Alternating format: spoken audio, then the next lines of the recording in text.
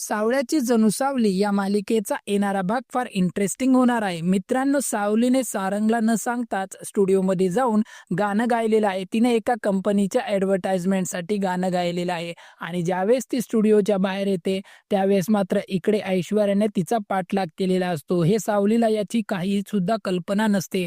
ज्यावेळेस तुळजा आणि सावली दोघीजणी बोलत असतात तेव्हा सावली म्हणते, "हे बघ, मी इथे गाणं गायलं आहे, हे कोणालाही सांगू नको, कारण की कोणालाही माहीत नाही की मी गाणं वगैरे गाते." तेव्हा तुळजा म्हणते, "तू त्याची काळजी करू नको, मी कोणालाही सांगणार नाही." आणि हे सगळं मात्र ऐश्वर्या दुरून बघत असते आणि आपल्या कॅमेऱ्यामध्ये सगळं काही रेकॉर्ड करत असते, सोबतच फोटोही काढते. त्यानंतर मग ती अस्मीला कॉल करते आणि अस्मीला बोलावून घेते आणि मग ह्या दोघी जणी मिळून मात्र सावलीला एका रूममध्ये कोंडून टाकतात. तर मित्रांनो, सावली मदतीसाठी हाक मारते, पण तिच्या मदतीला कोणीही धावून येत नाही. तर मित्रांनो, मालिकेमध्ये आपल्याला असं बघायला भेटतं, की इकडे सावली ही सारंगसाठी डब्बा घेऊन गेलेली असते. अमृताचा तिला कॉल येतो आणि सावलीला ती विचारते, की "तू सारंगला डब्बा दिला आहेस का?" त्यावर ती सांगते, "नाही, सारंग सर आत्ता फार बिझी आहेत. ते मीटिंगमध्ये आहेत. ते बाहेर आले, की मी लगेच त्यांना डब्बा देईल." आणि तेवढ्यात सारंग हा कॉलवर बोलत बाहेर येतो आणि मग सावली त्याला आवाजही देते, पण सावलीकडे दुर्लक्ष करत तो तिथून निघून जातो आणि आपल्या टीमला म्हणतो, की ज्या काही 3-4 कंप्लेंट आल्या आहेत, त्या लवकरात लवकर सॉल्व्ह करा. आणि मग सावलीचं मात्र डब्बा देण्याचं राहूनच जातं. ती तिथेच बसते आणि सारंगची वाट बघते. तेवढ्यात तिथे एंट्री होते ती अस्मीची आणि अस्मी आल्याबरोबर सावलीला म्हणते, "वाह! तू घरात पण सारंगच्या मागे-पुढे करत आहेस आणि आता तर तुझी मजल एवढी वाढली आहे, की तू थेट ऑफिसमध्ये पोहोचलेली आहेस." आणि मग ती तिच्या पिशवीत बघते तर तिला डब्बा दिसतो. तेव्हा ती म्हणते, "अच्छा, तर तू सारंगसाठी आता डब्बा घेऊन आलेली आहे. म्हणजे तुला असं वाटत आहे, की सारंग मग तुझ्यावर खुश होईल. पण हे बघ, हा डब्बा जो आहे तो मी त्याला देणार आहे." तेव्हा मात्र या दोघींमध्ये चांगलाच वाद होतो. अस्मी ती पिशवी ओढत असते, तर सावली देखील ती पिशवी ओढत असते आणि तेवढ्यात सावलीला कॉल येतो. सावलीला तुळजाचा कॉल येतो आणि तुळजा म्हणते, की "हे बघ, मी पुण्यामध्ये आले आहे आणि मला तुझ्या मदतीची गरज आहे. मी एका स्टुडिओ रूममध्ये आहे आणि मला इथे तुझी हेल्प लागत आहे. तू लवकरात लवकर येशील का?"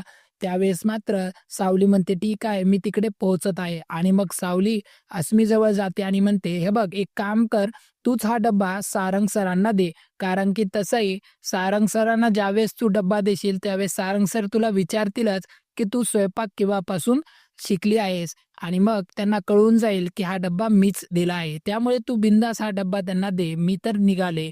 आणि मग तेव्हा अस्मी विचार करते, की ही पोरगी एका कॉलवर लगेच निघाली आहे, ते पण मला डब्बासुद्धा देऊन, तर हिची काही ना काही नक्कीच भानगड आहे आणि ती ऐश्वर्याला याबाबत कळवते.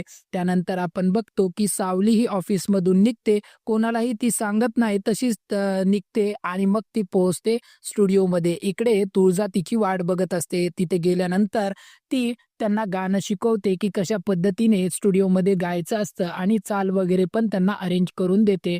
आणि हे सगळं झाल्यानंतर मात्र ज्यावेळेस तुळजा आणि सावली या दोघी जणी बाहेर येतात आणि त्या बोलत असतात, तेव्हा सावली तिला म्हणते, की "हे बघ तुळजा, मी गाणं गायलं आहे किंवा ॲडव्हर्टाइजमेंटसाठी मी माझा आवाज दिला आहे, हे कोणालाही सांगू नको." तेव्हा तुळजा म्हणते, "तू त्याची काळजी करू नकोस."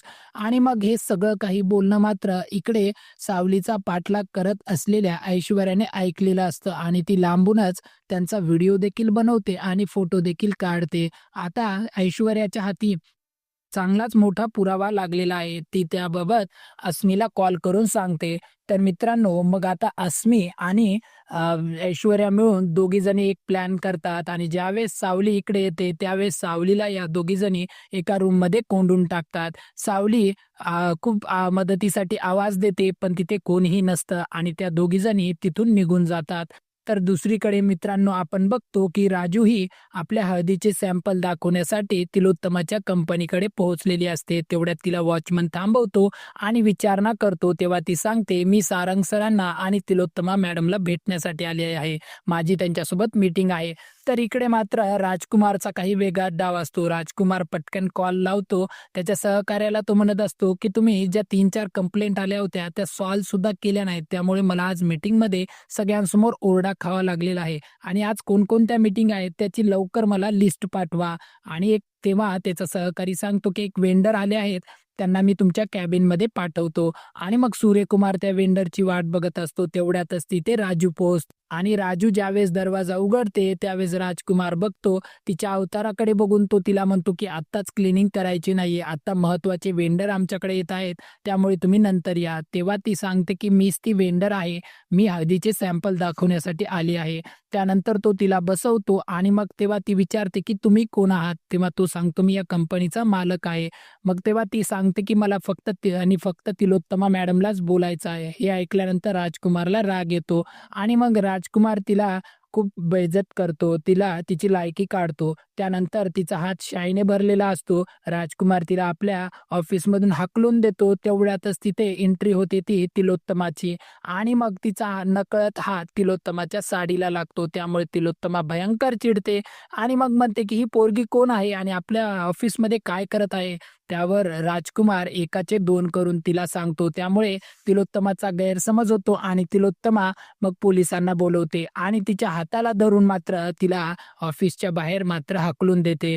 तर मित्रांनो, आता मालिकेमध्ये आपल्याला असं बघायला भेटतं, की इकडं सारंगला बिलकुलही कल्पना नाही, की सूर्यकुमारच्या मनामध्ये काय चालू आहे आणि ही जी डील आत्ता आलेली असते राजश्री मसाल्याची, ती मात्र सूर्यकुमार उधळून लावतो. कारण की त्याने एका सहकार्याला सांगितलेलं असतं, की क्वालिटी चेक कंट्रोलवाले जे आहेत, त्यांना तुम्ही मॅनेज करा आणि तिथून आपली हळद पास करून घ्या. कारण की त्याने एक सी ग्रेडची हळद मेन हळदीमध्ये मिक्स केलेली असते. पण याची कल्पना तिलोत्तमा आणि सारंगला नसते.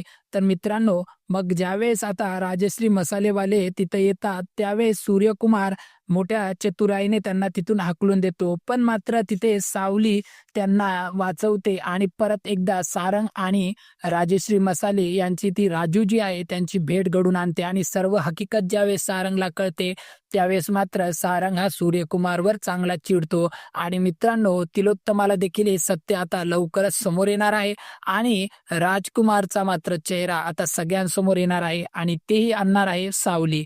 तर मित्रांनो, मालिकेचे असेच अपडेट बघण्यासाठी आमच्या चॅनलला सबस्क्राईब करून ठेवा. आता भेटू पुढच्या व्हिडिओमध्ये. जय हिंद, जय महाराष्ट्र.